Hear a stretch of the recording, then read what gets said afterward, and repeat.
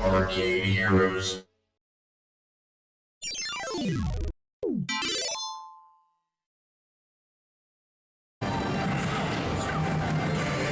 Greetings, it's Adam with ArcadeHeroes.com, and back at the exA-Arcadia booth, there was this game, which I actually played an earlier version of this at Amusement Expo 2024, and members got to see a video of that, but this one had improved, including the addition of this tutorial that explains you how to play. But Bunny Bomber Blast is essentially what happens if you were to take Dig Dug and Bomberman and put them into the same game.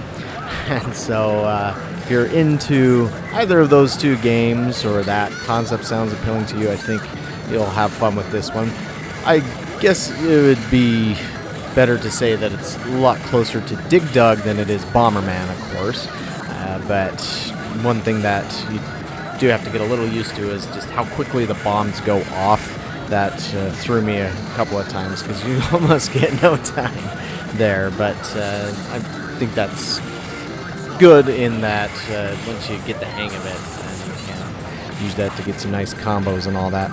The only criticism I'd have on it, now this can easily be fixed, I imagine, is that the way that it needs to control is with a 4-way joystick, but what I was using on the EXA was an 8-way, and so that did throw me off, particularly at certain points where I was...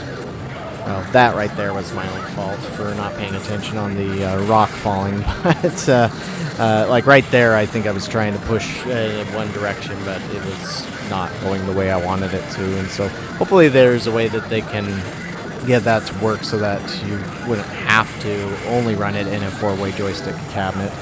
This was running on the ARC32s, which uses a Sanwa 8-way.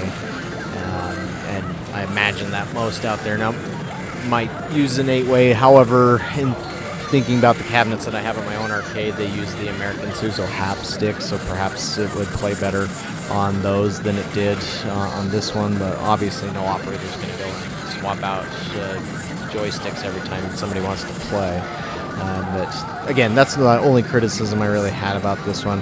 And another nice thing is when this does come out, it should be within the much lower cost range, as EXA's released several games already which are retro style, like Dona Dota Do, and what is that, Kira Kira Star Knight and Astro Ninja Man EXA. All of those were around the $500–600 range, I think it was.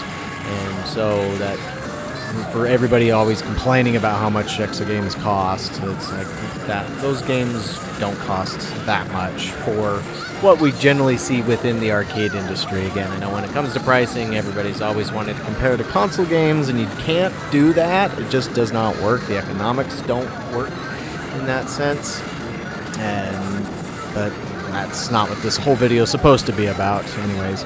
So overall, I did have fun with this one, just other than making my own stupid mistakes like I kept making when it's running back underneath the rocks, which I should know better on, and needing to move out of the way faster. Yeah, it's a fun game coming 2025, I believe, to arcades.